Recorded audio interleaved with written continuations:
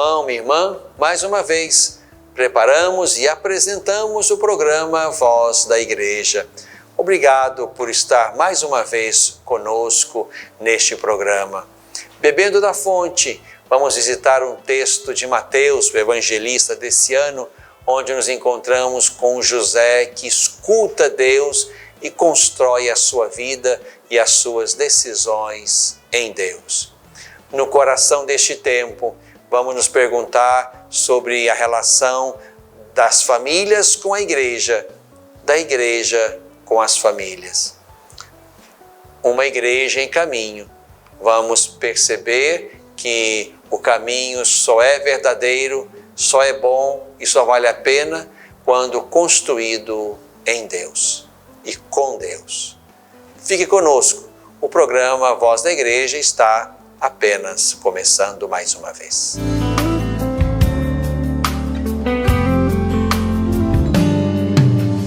Bebendo da fonte, meu irmão, minha irmã, nas alegrias do Natal, nesta oitava de Natal, neste domingo, queremos celebrar a festa da Sagrada Família de Jesus, unindo-nos a todas as famílias, aquelas que, a partir de Deus, começaram e construíram e mantêm o seu caminho de amor, de fidelidade, de cuidado.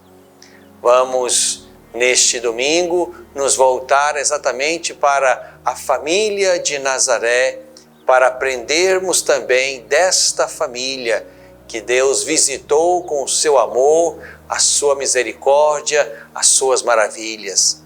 Quero convidar você a partilhar comigo o texto de Mateus. Vamos beber desta fonte bendita, preciosa da Sagrada Escritura, que é o Evangelho de Mateus, o evangelista deste ano litúrgico, chamado Ano A. Então, Mateus, capítulo 2, versículos de 13 a 23, menos os versículos 16, 17 e 18. Acompanhemos, então, esse belo texto do evangelista Mateus.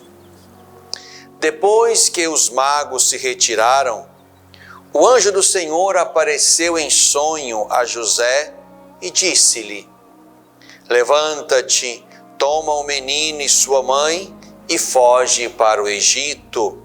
Fica lá até que eu te avise, porque Herodes vai procurar o menino para matá-lo.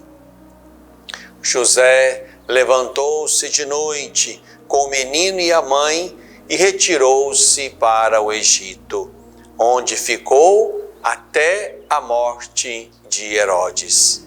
Assim se cumpriu o que fora dito pelo Senhor por meio do profeta: do Egito chamei o meu filho.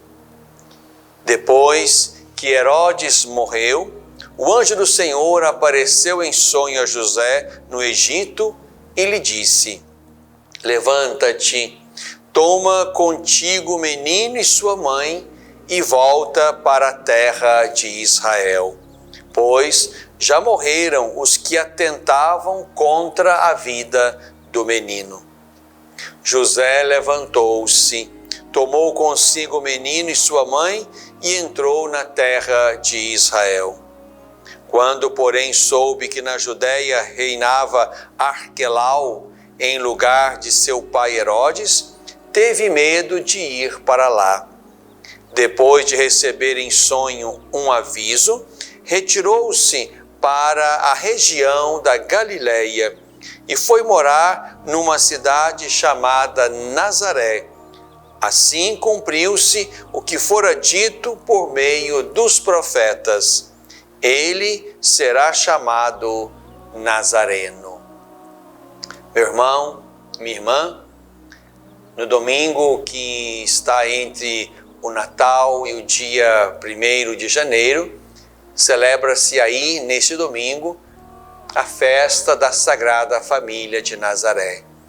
E aí nos voltamos mais uma vez para este lugar humano, para este lugar chamado família, onde concorrem personagens diferentes, para que ali, naquela conjunção entre um homem e uma mulher, debaixo dos cuidados de uma paternidade responsável, ali de fato seja gerada e cuidada toda vida humana. Deus, quando quis que o seu verbo tomasse a nossa carne, poderia ter escolhido qualquer caminho, porque Deus poderia estar presente na nossa carne também de outro modo, do seu modo. Mas Deus quis escolher exatamente o caminho humano, o ventre feminino no qual fosse gerada a carne do Verbo de Deus. Assim Deus elegeu, portanto, uma mulher que na plenitude do tempo foi visitada, consultada acerca do que Deus pretendia dela, depois de ter investido nela desde a concepção. Deus a visita para convocá-la para uma missão.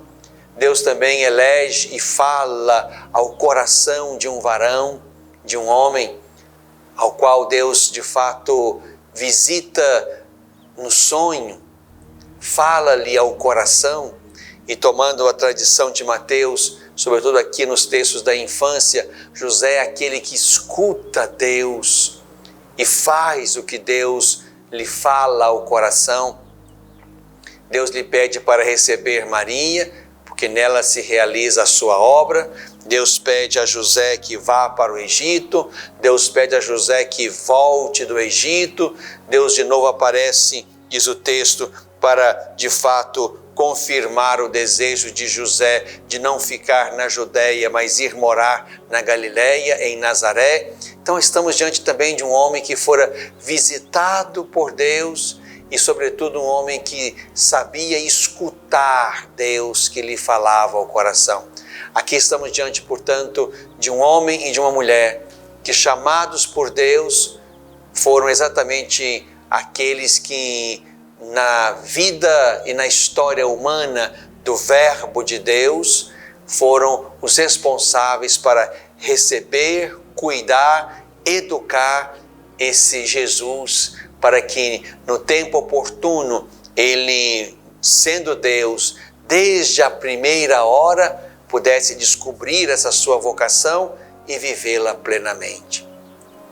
Hoje, nesta liturgia que celebramos no domingo da Sagrada Família, queremos exatamente pensar este projeto humano que está no coração de Deus desde o princípio. Deus fez o homem, Deus fez a mulher, e da conjunção amorosa desses dois elementos, dessas duas criaturas humanas, o masculino, o feminino, o homem e a mulher, é aí exatamente que Deus então se aproxima da humanidade para que, através desse amor fecundo, a humanidade pudesse perpetuar-se. E não apenas como dois seres humanos geradores de vida biológica, mas dois seres humanos, homem e mulher, com afetos diferentes, com perspectivas diferentes, com personalidades diferentes, dois seres humanos que são responsáveis por gerar e educar as novas gerações. Por isso, nesse texto que nós ouvimos, tirado da tradição de Mateus, nos encontramos então com um homem e uma mulher chamados por Deus e que responderam afirmativamente a Deus e que também pagaram o preço da sua opção por Deus. Estamos diante de um casal que vive, digamos, os apuros que logo no princípio se colocam para a vocação para a qual Deus os chama. Uma jovenzinha, como também o seu amado José, que logo no primeiro momento em que podem contemplar o seu amado filho Jesus, esse casal precisa fugir daqueles que querem matar o menino, fugir, mas fugir para onde Deus lhes reserva um lugar de carinho e cuidado, a fim de que, cuidados por Deus, pudessem voltar no tempo oportuno e ali então aquele menino e aquele casal pudessem, de fato, sob os cuidados de Deus, avançar na sua história. Mateus faz questão de ligar Jesus a Moisés. Mateus escreve para uma comunidade de judeus convertidos ao cristianismo. Por isso, Mateus faz questão de associar o Messias, o Cristo, a Moisés. E haverá muitos paralelos entre esses dois personagens importantes da fé judaica e Jesus, que como Messias que nós cremos, é aquele, portanto, que realiza as profecias, e nós cremos nisso, de modo que tudo aquilo que se pensou, se falou, se creu antes na direção de um Messias, de um ungido, nós vemos isto realizado em Jesus, o Filho de Maria, aquele que José também recebera e amara como filho seu, a quem ensinara a sua própria profissão. Aqui estamos diante, portanto, meu irmão, minha irmã, de uma família que não só se oferece a Deus, mas uma família que teme a Deus, uma família que se deixa conduzir pelos cuidados de Deus, uma família que escuta Deus, seja Maria, seja José, uma família, portanto, que em Deus faz o seu caminho no meio das muitas tribulações, dificuldades e também perseguições e adversidades. Assim devem ser também as nossas famílias hoje, no meio de um mundo, de um contexto tão hostil, que bombardeia os nossos valores mais bonitos e mais profundos. Nós somos chamados, meu irmão, minha irmã, como famílias cristãs, como famílias que nasceram da graça, nasceram da fé, nasceram do sacramento. Nós somos chamados a colocar em Deus toda a nossa esperança, sabendo que Ele cuida de nós, nos ajuda a cuidar-nos mutuamente, ajuda os esposos a se cuidarem, ajuda as famílias a se manterem firmes nos ideais cristãos. Celebrar a festa da Sagrada Família é celebrar a nossa pertença, o nosso vínculo com Deus e acreditar que é nele e jamais sem Ele que haveremos de levar nossas famílias ao bom termo, onde cada um, a partir do seu papel próprio, se santifica, santifica o outro, santifica a família e dá o belo testemunho de que Deus está conosco e com Ele e não sem Ele fazemos a nossa história. Bebemos da fonte.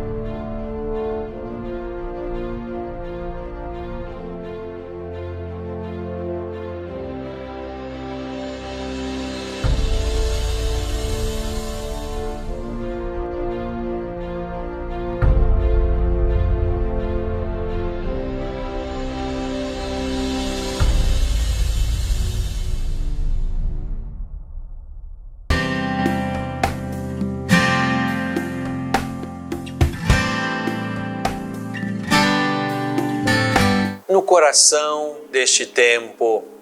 Meu irmão, minha irmã, estamos chegando ao final de mais um ano.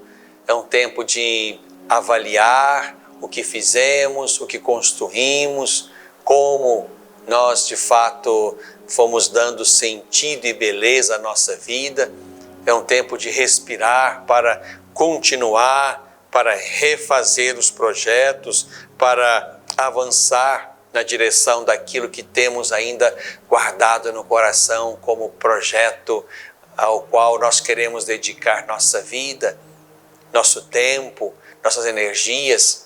Neste domingo, celebrando a Sagrada Família de Nazaré, Jesus, Maria e José, nós somos chamados também a olhar para nossas famílias e olhar sobretudo como nossas famílias estão na igreja e com a igreja, e também nos perguntar como a igreja está se colocando diante das dificuldades e ao mesmo tempo das esperanças e da vocação da própria família. É verdade, meu irmão, minha irmã, que o nosso tempo, como acredito todos os tempos, mas nesse nosso tempo que é o nosso, tem trazido muitas dificuldades, muitos desafios, muitas perguntas para o nosso jeito de pensar, de organizar e de ser família. Vamos avançando numa cultura, numa mentalidade sempre mais permissiva, criativa também do ponto de vista moral, a ponto de tudo ou quase tudo ser possível ou passível de um rótulo de família. Aqui precisamos de fato a partir da fé.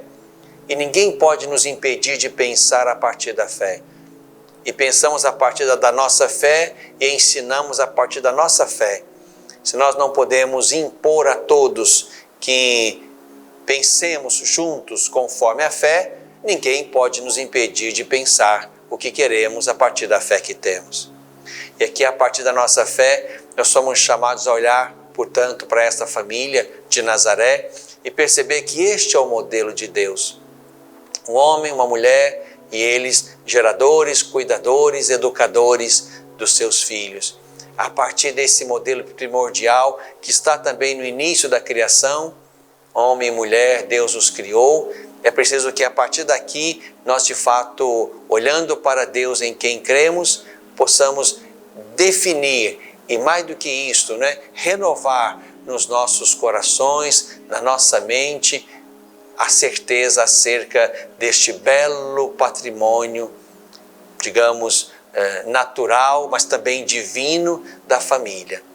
Aqui não se trata de enxergar o amor humano na vivência do matrimônio apenas como algo cultural ou como uma necessidade biológica. Não.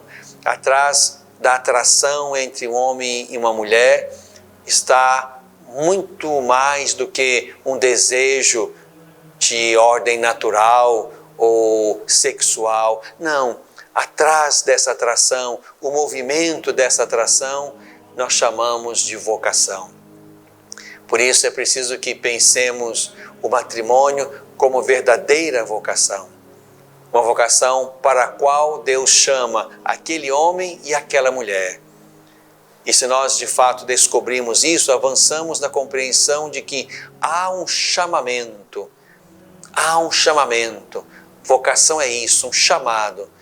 Um chamado que exige um coração humano capaz de escutar Deus, como José ou como Maria. E um coração capaz de, no discernimento da fé, saber discernir qual homem, qual mulher, qual será aquele ou aquela que Deus escolhe para mim, a fim de que com ele ou com ela se possa fazer um caminho vocacional, um caminho de amor, um caminho onde a constituição da família seja exatamente o lugar humano onde aqueles seres humanos, o homem, a mulher e os seus filhos, vão se realizar, vão se santificar e vão avançar de modo sadio, maduro e bonito na história que cada um faz nesse mundo. Por isso, É preciso nos perguntar sempre se cada família tem sabido manter a sua relação sadia, necessária, importante com Deus. A família precisa rezar, a família precisa manter a capacidade de escutar Deus, assim como José, assim como Maria, assim como o próprio Jesus.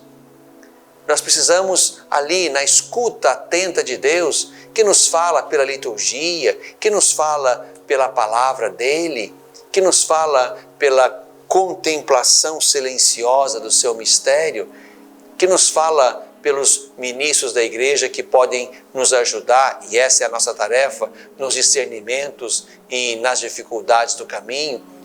É preciso, portanto, buscar Deus para que Ele seja aquele que, falando ao meu coração de pai, de mãe ou de filho, possa me ajudar a escolher caminhos que me levem a Ele e que me realizem como homem, como mulher, como pais, como filhos, como irmãos.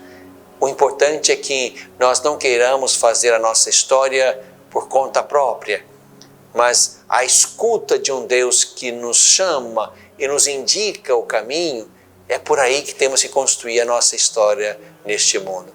Essa é a perspectiva da nossa fé. Não estamos aqui para fazer o que queremos, mas cada um é uma vocação. Como lembra o Papa Francisco, nós não temos, nós somos uma vocação. Cada um está nessa terra para uma vocação. E essa vocação, ela nasce de Deus como fonte de todo chamado e ela leva a Deus como meta de toda vocação. Mas também é importante nós nos perguntarmos, sobretudo a partir da nossa ótica de ministros, de pastores, é preciso nos perguntar sempre o que temos feito para cuidar, zelar das nossas famílias. O nosso plano diocesano de pastoral aqui da Diocese de Divinópolis, de fato ali apresenta uma proposta que vai exatamente de encontro a um cuidado permanente com as famílias. Ali se lê e se convoca a toda a nossa igreja para um cuidado atento e diversificado com as famílias. Isto é preciso criar sempre novas formas de chamar, de falar ao coração dos casais e das famílias, de ajudá-los nos discernimentos. E é bonito perceber que vão se multiplicando as muitas espiritualidades ao redor do casal e da família. Não podemos dispensar uma séria e organizada pastoral familiar em cada paróquia, em cada diocese, e que atenda de fato a todos os segmentos relacionados à vida de quem escolhe o caminho do matrimônio, desde o pré-matrimônio, ajudando os jovens a discernir, a escolher bem, a se prepararem bem para o sacramento, mas também ajudando-os a celebrar de modo bonito aquele ato, aquela aliança entre eles e deles com Deus, que é o sacramento do matrimônio, ajudando também os casais novos que estão começando o caminho, ajudando os casais que vão avançando no caminho e que precisam também do testemunho de outros irmãos e até mesmo do acompanhamento espiritual da igreja para ajudá-los, seja no momento de receber e de se ajustar à realidade do casal, onde entram os filhos e eles formam aquele tripé bonito que certamente causa um impacto nos momentos iniciais, até que o casal aprenda a lidar também com esse belo terceiro pé do tripé que são os filhos. Ali precisava haver uma presença bonita da igreja que os ajudasse a ser pais segundo o coração de Deus. Precisaríamos também, e precisamos, como pastoral familiar, de uma atenção muito especial aos casais que passam por dificuldades, por crises na relação, na capacidade de assumir a paternidade. Precisamos de uma pastoral familiar que também esteja atenta aos relacionamentos que por algum motivo vieram à falência, seja ajudando aqueles irmãos, aquele homem, aquela mulher, aquele pai, aquela mãe, aquela família a entender, a reorganizar-se a partir de uma ruptura, como também, quem sabe, ajudá-los a verificar acerca da validade ou não daquele ato celebrado como matrimônio. Quem sabe estaremos diante de uma falência também que é resultado de uma nulidade matrimonial. Enfim, há também tarefas aí que ajudem os casais que estão vivendo a experiência da ruptura a darem conta de refazer a vida, sobretudo se os filhos também estão naquela relação. É preciso também ajudá-los a se reorganizarem com novos relacionamentos. É preciso uma pastoral familiar também que esteja atenta aos casais em segunda união, a escutá-los, a ajudá-los, a mostrar-lhes o caminho que a igreja propõe para eles, com restrições ou naquilo que se pode e se deve ajudá-los a avançar. Isso tudo precisa ser aprendido, ensinado. É nossa tarefa a partir de uma pastoral familiar. E por que não pensar também naqueles que perderam o parceiro, perderam o cônjuge e vivem hoje a viuvez, e também a pastoral familiar precisa ajudar esses casais, sobretudo no momento inicial. Por isso é importante que a igreja desperte para um cuidado zeloso, atento das famílias nas suas diversas circunstâncias humanas e familiares, de modo que nenhuma família fique sem assistência e o cuidado da igreja. Celebrar a festa da Sagrada Família é nos comprometer com as famílias e com o jeito de ser família segundo o coração de Deus. No coração deste tempo.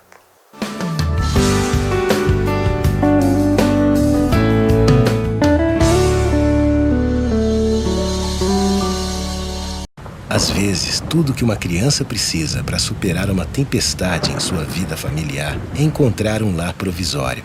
Uma família que a acolha por um tempo, enquanto sua própria família se reestrutura para recebê-la de novo. Essa é a proposta do Serviço Família Acolhedora. Transformar as dificuldades de hoje em possibilidades de futuro. Serviço Família Acolhedora. A tempestade passa, a vida continua. Participe e faça a diferença.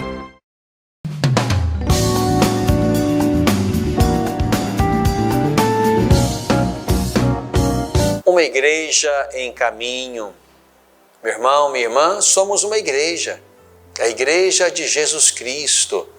Olhando para Ele, vamos discernindo os caminhos, as vocações, vamos fazendo nossas escolhas, vamos construindo o nosso tempo e o nosso mundo, para que dentro de nós e fora de nós, o reino de Deus aconteça. Por isso é importante não perdermos de vista esse nosso remetimento a Deus.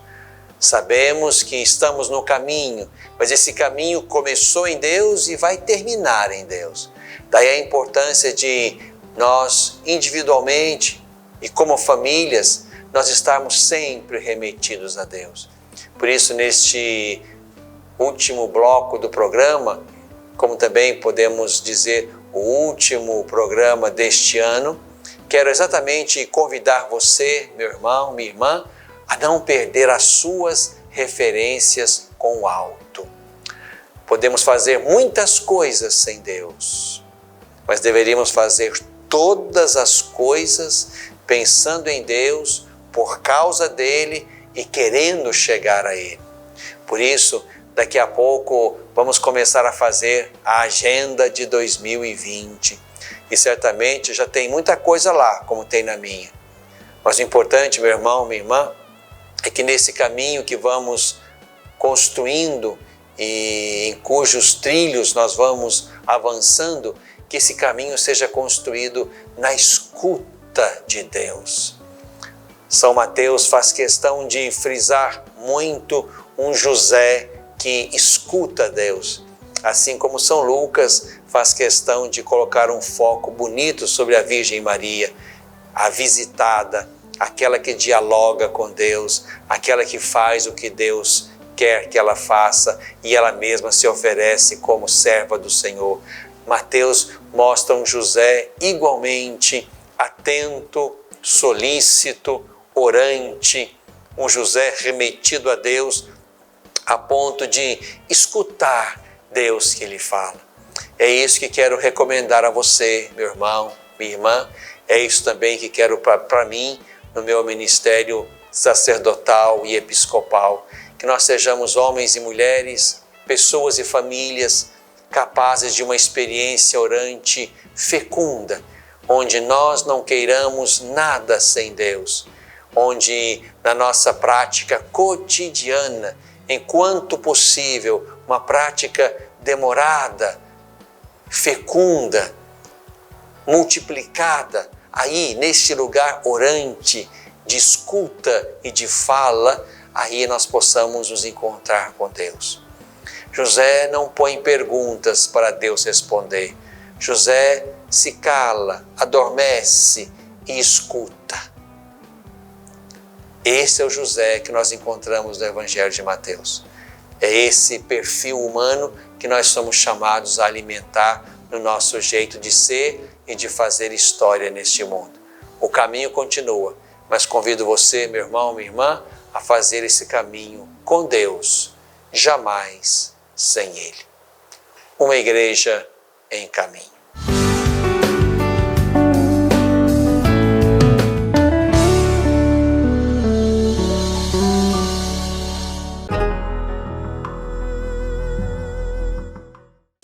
Pornografia infanto-juvenil é crime. Todo aquele que produz, vende, publica, divulga de qualquer forma ou até mesmo armazena vídeos ou fotos pornográficas de crianças e adolescentes pratica crime grave e está sujeito a uma pena de até 8 anos. Se você teve contato com esse tipo de material pelas redes sociais, jamais passe adiante. Não divulgue e nem guarde essas imagens criminosas. Denuncie quem publicou ao promotor de justiça ou à polícia. Defender a criança é responsabilidade de todos nós, todos contra a pedofilia.